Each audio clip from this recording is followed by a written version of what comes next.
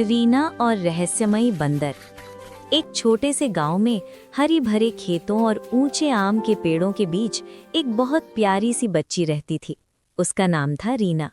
रीना की मुस्कान इतनी मीठी थी कि फूल भी शर्मा जाते थे। वो बहुत दयालु थी। किसी को भी दुखी देखकर उसका दिल पिघल जाता था। एक धूप वाली दोपहर रीना अपने घर के बाहर आम के पेड़ के नीचे खेल रही थी। तभी पेड़ पर एक बंदर आ धमका। वो भूखा लग रहा था। बार बार आम तोड़ने की कोशिश करता, लेकिन पकड़ नहीं बन पाती और गिर जाता। धड़ाम, फिर कोशिश, फिर गिरना। रीना ने देखा तो हंसते हंसते बोली, अरे ओ बंदर भाई, इतना मत गिरो ना। आओ, मैं तुम्हें आम देती हूँ। वो दौड़कर घर गई और एक बड़ा पका हुआ आम लाई। दोनों हाथों से बढ़ाकर बोली, लो ये खाओ, बहुत मीठा है। बंदर ने आम लिया, खुशी से उछला और एक ही बार में आधा खा गया। फिर उसने रीना की तरफ देखकर जैसे धन्यवाद कहा। उसकी आंखों में चमक थी। उस दिन से बंदर रोज आने लगा। रीना उसे केला, अमरूद, कभी गुड़ चने खिलाती। दोनों साथ खेलते। रीना हंसती, बंदर उछलता कूदता। गांव वाले कहते, देखो रीना का दोस्त बंदर कितना प्यारा है। एक दिन रीना अपने दोस्तों के साथ जंगल की ओर खेलने चली गई। वहां नई नई जगहें देखते देखते वो रास्ता भूल गई। सूरज ढल रहा था, चारों तरफ अंधेरा होने लगा। रीना डर गई, बैठकर रोने लगी। मम्मी पापा, मैं घर कैसे जाऊंगी? कोई तो मदद करो। की हु, हु। तभी पेड़ों से छलांग लगाकर वही बंदर आया। उसने ऊंची ऊंची आवाजें की, ची ची चक चक, जैसे किसी को बुला रहा हो। दूसरे ही पल 4-5 बंदर और आ गए। वे सब मिलकर रीना के इर्द गिर्द घूमने लगे। एक बंदर ने उसके आगे आगे कूदना शुरू किया, जैसे रास्ता दिखा रहा हो। रीना समझ गई। वो उसके पीछे पीछे चल पड़ी। आखिरकार वे गांव की ओर निकल आए।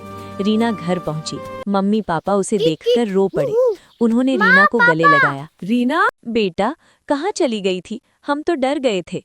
पापा, और ये बंदर, तूने तो हमें बचा लिया। रीना, ये मेरा दोस्त है पापा, इसने मुझे रास्ता दिखाया। सब ने बंदर को ढेर सारे फल खिलाए। बंदर खुश होकर पेड़ पर चढ़ गया। लेकिन यहाँ कहानी में ट्विस्ट आता है। अगले दिन सुबह रीना पेड़ के नीचे गई तो बंदर नहीं था। उसकी जगह एक छोटा सा पुराना लाल कपड़ा पड़ा था, जिसमें कुछ अक्षर लिखे थे। तूने मेरी मदद की, मैंने तेरी। अब मेरी बारी है खतरे में, जंगल में आ। रीना डर गई, लेकिन सोचा, मेरा दोस्त मुसीबत में है। वो चुपके से जंगल चली गई। वहां पहुंचकर देखा, कुछ शिकारी बंदर को जाल में फंसाने की कोशिश कर रहे थे। बंदर घायल था, पैर में चोट लगी थी, वो कमजोर हो रहा था। रीना चिल्लाई, रुको, मत मारो उसे, ये मेरा दोस्त है। शिकारी हंसे, ये बंदर बहुत चालाक है, इसे पकड़कर बेचेंगे। रीना ने हिम्मत करके शिकारियों के सामने खड़ी हो गई। अगर इसे छोड़ दोगे तो मैं तुम्हें बताऊंगी कि जंगल में एक बहुत बड़ा मीठा आमों वाला पेड़ है, मेरे घर के पास। वहां तुम्हें ढेर सारे आम मिलेंगे, मुफ्त में। शिकारी सोचने लगे। आमों का लालच अच्छा था। आखिरकार उन्होंने जाल खोल दिया। बंदर आजाद हो गया। बंदर रीना के पास आया।